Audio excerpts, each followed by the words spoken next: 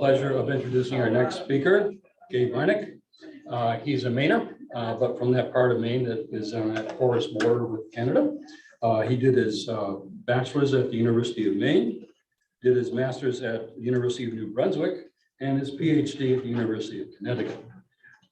He's published extensively on Wabanaki in the early historic period and before, and on middle and late woodland on the Maritime Peninsula of the far Northeast.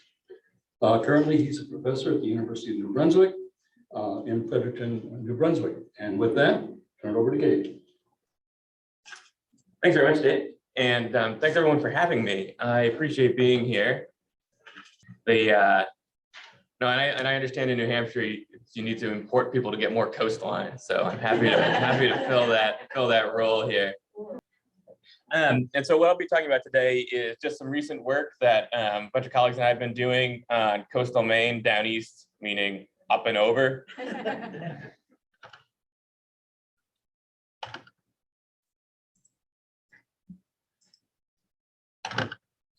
The region I'm going to be talking about here is what we sometimes call the Maritime Peninsula. So this is basically Maine and the Maritime provinces of Canada.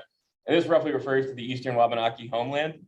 And just as sort of a broad kind of cultural historical background of the chunk of time I'm going to be talking about, we know that the coast in this region was the site of year-round occupation at least by the Maritime Woodland period, so about 3,000 years ago.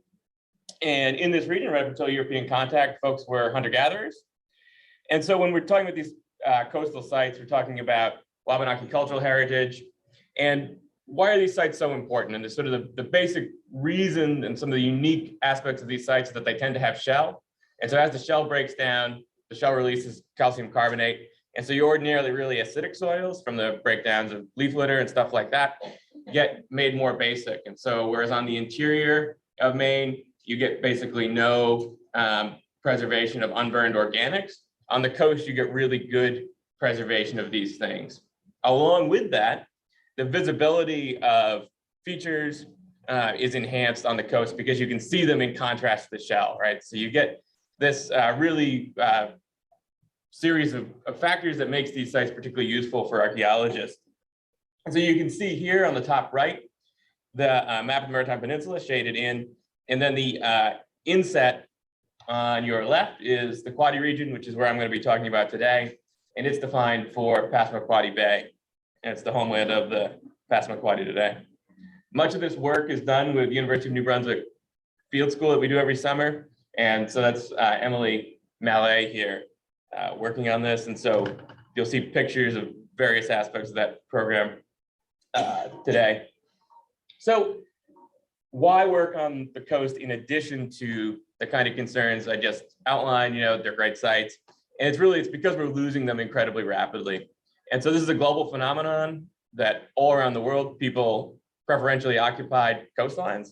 And now due to climate change, we're getting really increased sea level rise, and along with that, severity and frequency of storms. Those factors, along with some other factors that are specific to the Northeast, like more rapid freeze-thaw cycles, which make sites more brittle, mean that we really have an unprecedented heritage catastrophe because we're losing these sites much more rapidly than we can mitigate them. And so this is the Kelly and Black sea level, Kelly et al. Sea level curve that was modified by Dave Black and Art Spies. And what you can see is basically you get the retreat of the glaciers, you get some isostatic rebound, and then you get basically fairly steady sea level rise, a bit of a slow stand, more steady sea level rise, and then really recently this uptick in sea level rise. And so this has led to a process that David Sanger and colleagues called chronological shingling, which is that as people in the past were living along these slowly rising coastlines, it means that the oldest things were closest to the water. And so the oldest parts of sites are the ones that are getting eroded first. So you actually get a kind of temporal skewing in the coastal archaeological record in this region, which is represented schematically at right here.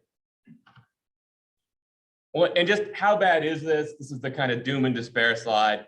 Part of the project that we did was to try to visit both in Nova Scotia and southern Nova Scotia and in Maine. We went out and tried to relocate sites that had been identified in the middle 1900s. So in Maine, mostly by Ted Stoddard, in the 1950s in Nova Scotia, mostly by John Erskine in the 50s and 60s, and then Catherine Bauer in the 70s. And we went out and we just sort of said, okay, these are the sites that were reported. Can we find them again? Are they still there? How much of them is still there?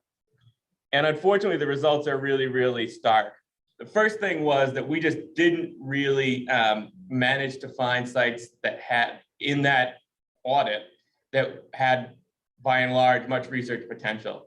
So you might find some sites that had a little bit still there, some stuff eroded out onto the beach, but when we soil probed up on top, very few intact deposits remaining. The other thing was that basically all of the sites that still existed were actively eroding. In fact, the two from Nova Scotia that weren't, calling them coastal sites is a bit of a stretch. Really, they kind of sit on a wetland near the coast. Basically, all sites that still exist on the coast of this region are actively eroding. And so Matt Betts, the guy that I do this research with, we sometimes tell students, we sort of say, this iconic kind of site that we've had, that when people think of Maine archaeology, they think of these shell heap sites along the coast. These are pretty much not going to be there by the end of our careers. We're fairly confident. And then just something else is that we're not really doing a very good job of finding new sites via conventional prospection surveys. So, we're going out, we're applying the kind of classic predictive models that have been around for a long time that people use to find sites in this region, and we're not finding new sites. The way when we do find new sites is from work with responsible collectors. So really emphasizing that archaeologists who are working on the coast need to be interacting with folks who are walking these beaches every day, who are interacting with that working coastline, who are working along the coastline. And that's a more productive use of your time on the coast in Maine, we think, than going out and trying to do conventional archaeological survey. The other thing is just that there's some sub-regional differences between Nova Scotia and Maine. Those may be geological, have to do with site setting. And we're hoping to explore this more with a geoarchaeologist in the future. I figured just since I'm opening for Bruce Bradley, I'd throw on something with a flute on it here. So this is from not much of a flute, but something from the Sable River in Nova Scotia, where just how bad is the erosion? Well, it's bad enough that collectors are occasionally picking up Paleo-Indian points from intertidal zones. So, but mostly not what I'm talking about today. I just like to throw that in there. So I mentioned Ted Stoddard, and he's the sort of the origin of the Northeastern Archaeological Survey. And Ted, who's still alive and still incredibly valuable resource to contact about these sites, who we've been really blessed to communicate with. In the 1950s, was working on a dissertation that he didn't finish at Harvard, and probably part of the reason he didn't was it was this Herculean task, going out and really trying to locate all sorts of sites in this Downeast region and trying to do kind of cutting edge synthesis research on these. And so what we have, though, from his work are tremendous records and tremendous collections. This is really crucial because, as I mentioned, we're dealing with this problem of chronological shingling. And so that means that the stuff Ted was working on in the 1950s would likely be gone now, assuming that model holds, right? So the parts of sites that Ted was going to look at are likely older than the ones that we've got. So we've got a way to think about and try to address some of those problems with eroding sites, trying to find the periods that may be missing and get a more full, more continuous look at culture history in this region. And then the other thing that he left us is just this really great site inventory, which we were using earlier, right? Went out and identified a lot of sites. And these are all now at the Robert S. Peabody Institute over in Andover. And so some of the stuff, when we're working on the coast in Maine now, we're pretty much, and this is the same in Nova Scotia, pretty much with the rare exception that I showed you, pretty much the earliest stuff we tend to get from intact deposits is from the middle woodland. And it's actually really interesting. If you go out and you meet with collectors, these guys who've lived in this region for a long, long time and have been, maybe collecting for a long, long time, they often organize their collections, by when they picked them up, right? So they know what they picked up in between 78 and 82 or whatever. And if they lay them out on a table, you kind of notice this chronological shingling phenomenon. We say, you've got the older stuff is in the older cases. The newer stuff is in the newer cases. So it's following this phenomenon. This is the same thing at the Robert S. Peabody Institute. where if you look at some of the stuff Ted's working with, it's just substantially older than the stuff that we're ever finding. And so the site I'm going to talk about today is a site called Sipp I. And we kind of compare Ted's work from 51 with our recent excavations there. And he's got some middle and late maritime woodland stuff, but he's also got this, big as old, right? The large, likely archaic period groundstone adds, some early stage bifaces, this kind of straight stemmed and lobe-based projectile point, possibly from the transitional archaic or maybe from the early maritime woodland, be older than anything that we're pulling out of intact deposits today. I noticed in the earlier talks that apparently in New Hampshire, everyone likes to use northern and southern excavation blocks. We do western and eastern excavation blocks, but I hope you can orient yourself to this. And this is from the field school this summer. This is from our 2022 work. And so at Sipp, what we're working on are these shallow shell-bearing deposits. And so, as I mentioned, the shell gives us pretty good preservation. And you can see in the picture of both the western and the eastern block at the top of the photos, you can see that erosion scar creeping in. I think in the eastern block, if Dawson's not careful, he's about to fall off of it. And so these are, actively threatened sites, but still some of the most intact ones we have from the region. I was talk for a few minutes about what sort of stuff we're finding. We're still working on cataloging this. I've got fortunate to have a whack of colleagues that are working on this. Matt Betts does the fauna. We also work with Arthur Anderson, who's doing a lot of the work on the lithics. But one of the really interesting things is the Passamaquoddy place name for this area refers to what is referred to kind of in local vernacular as frostfish or tomcod, Microgadus tomcod. And you can see at the right, this eagle-eyed student picking out tomcod remains. And these are on the clipboard here where the sort of arrow points. You've got some vertebrae and some otoliths from them.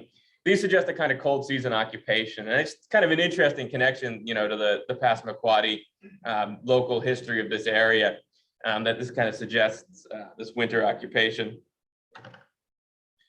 But one of the things that we've been really, really interested in about this site, about the site at Sipp, is that the sites are extremely lithic poor. How lithic poor? You're looking at the lithic from last season. And so this includes, very optimistically, if you squint, I guess, maybe if you squint at a piece of quartz, maybe it's a flake, but it's like that late season squint at the quartz, it's a flake kind of thing.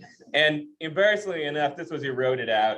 Gemma Hudgel, who some of you know, was visiting. This is the nice thing about working on the coast. People from the interior, they're like, let's get out to the coast. The bugs won't be so bad. But Gemma, she's even on vacation, she's still busy. So she's now taking a work call, strolls back up at the site. Hey boys, check this out. Thanks, Joe. So anyway, it's this kind of corner notched projectile point base. And this is it. But what we do find a ton of is ceramics. Ceramics really in kind of quantities that I've never encountered before at a site. And so this is one of, at left here, one of three, basically, whole-ish middle woodland ceramic vessels that are smashed. In addition, we've got, lots and lots of sherds, kind of examples at the right. So this is really interesting, right? We got tons of ceramic and, one lithic, two lithics, something like that. And these are, kind of classic middle woodland dentate forms. It's the only kind we're getting, just middle woodland ceramic from the site. So super interesting. It's super interesting. It also, raises all sorts of questions about landscape use, right? This site is situated on a kind of busy landscape with a lot of sites nearby. You can see another site from this site. There's another site maybe 250 meters away. And so all of this kind of questions that I'm wondering, do we have this all sorts of like middle woodland task specificity going on this landscape? Is it combining with sea level rise in the past to think about how people are adjusting where they're living on this landscape? So this is one of the big research questions we're interested in, is just this seeming, kind of extreme specificity in the technology that folks are using on specific places. We actually just got the radiocarbon dates back kind of like classic. I don't know if anyone else noticed, but Oxcal has reworked its interface for putting in radiocarbon date calibrations, which naturally I realized, late Friday night when I was putting this together, but this is what they calibrate out to be. And so really tight, basically end of the middle maritime woodland radiocarbon dates. We're running all these on terrestrial mammal bones. And so that's kind of because on the coast, in the shell bins, you get good preservation of terrestrial mammal. And we think we get less trouble with floating charcoal if we do that, and you also avoid the marine reservoir effect. So what we do, Matt will identify, a nice piece of deer bone, send that off to Beta, and they're able to extract collagen. We get the data on that. We've had good luck. The other thing that I think we're going to probably try to do is we've got good incrustations on some of those big ceramic vessels. You still get a little bit of trouble with the marine reservoir on that potentially, but I think there could be, in conjunction with isotopes, maybe some really interesting stuff we could do on those ceramic vessels. So I caught that some of the other folks here also teach and are engaged in working with field schools and stuff. And I wanted to sort of, before we wrap up, just talk about a little bit of a program that we're doing that I think might be interesting for some of the folks who are doing that. And so we've partnered with UNB libraries and through an embedded librarian program. And so we have a liaison librarian who's the fellow holding the umbrella at the photogrammetry station here. And then we have the fellow that does our digital archaeology work, Mike Mead here, shown at the right in that picture. And so increasingly, right, archaeologists are having to deal with all sorts of digitization of data and all sorts of questions of data management. And so our view became, when we were dealing with this, trying to manage digital data in perpetuity, trying to manage our geographical information systems data, trying to really figure out how to do that, but also this realization that we're facing this major shortage in CRM archaeologists, that a large number of our students are likely to go into CRM, where the data management problem is sort of like legendary, right? This is a huge time-consuming and challenging part of what we're trying to do.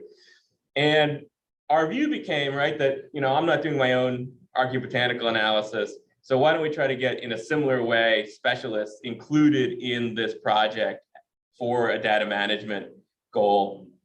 And so that's why we got in touch with UNB libraries. And so what we actually do now is we bring librarians in the field, and what they do is they teach students data management, they teach students basic research techniques, and then Mike also teaches digitization stuff. So works on our photogrammetry program, works on sort of imaging at the point of research.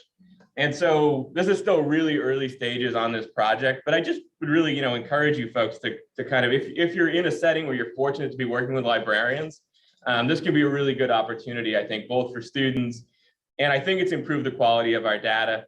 And just sort of, for example, TDAR, which folks have heard about, is kind of one example of the way people are managing the archaeological record or their archaeological data in perpetuity.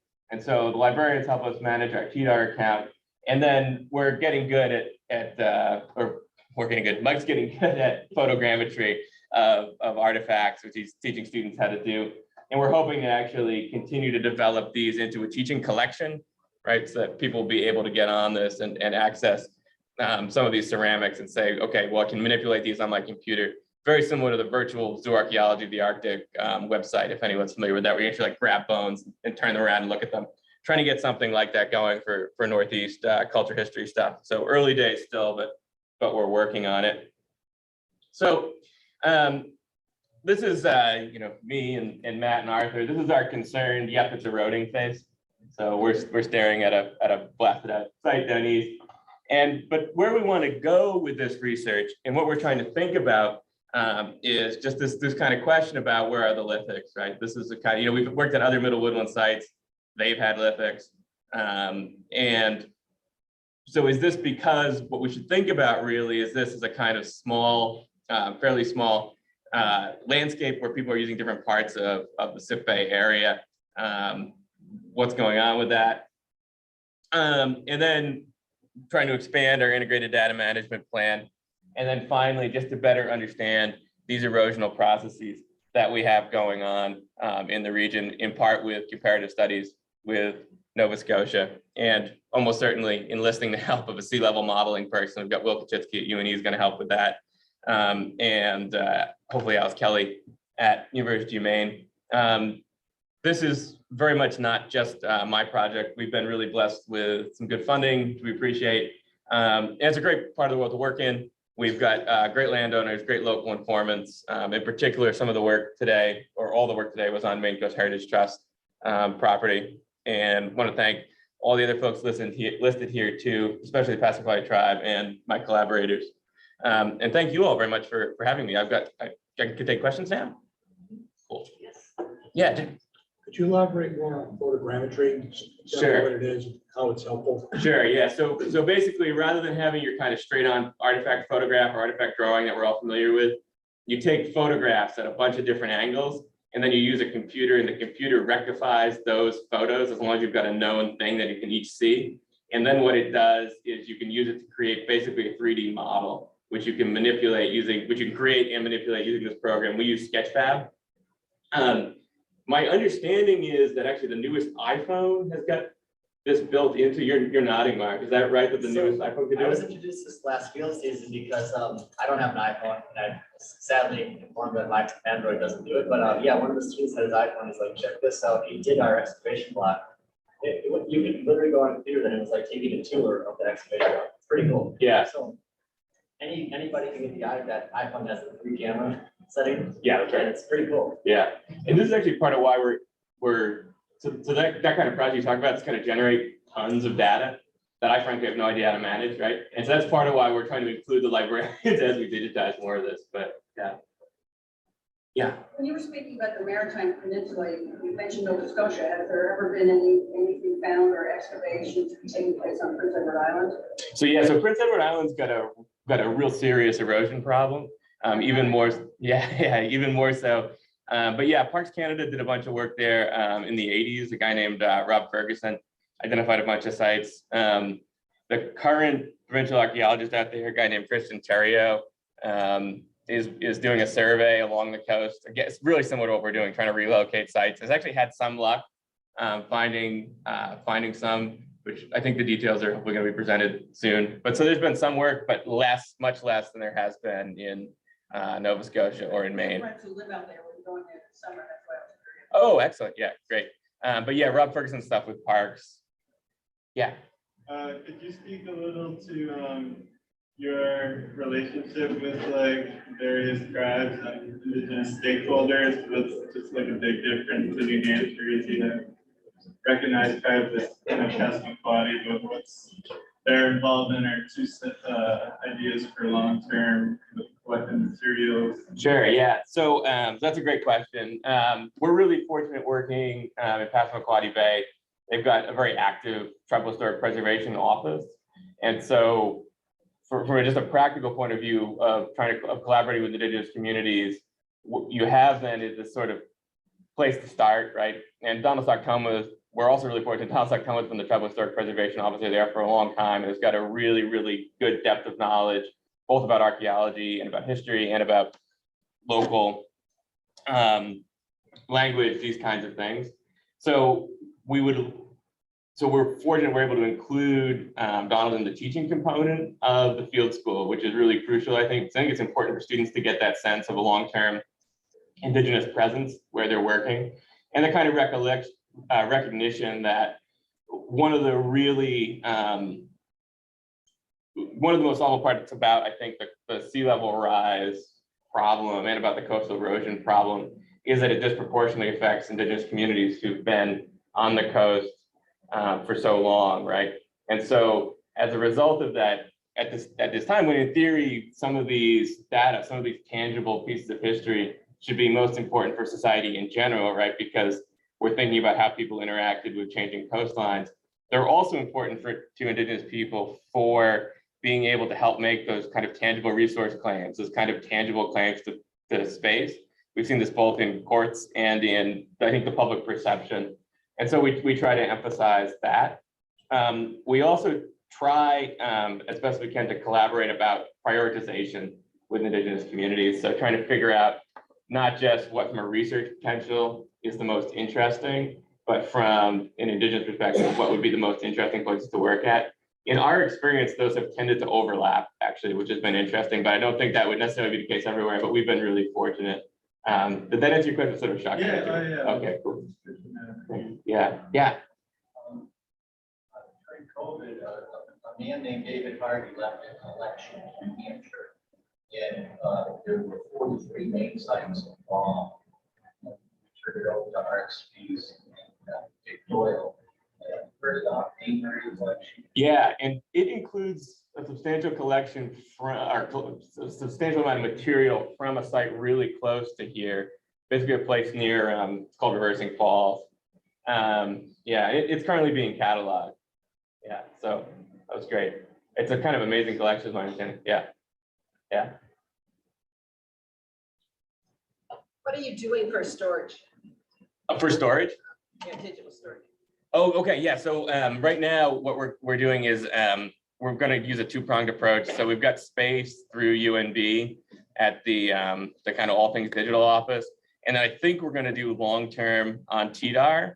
But then the third thing that we're hoping to pursue to hopefully host this photogrammetry project is there's a website called Omeka, and what Omeka is, it's an open source.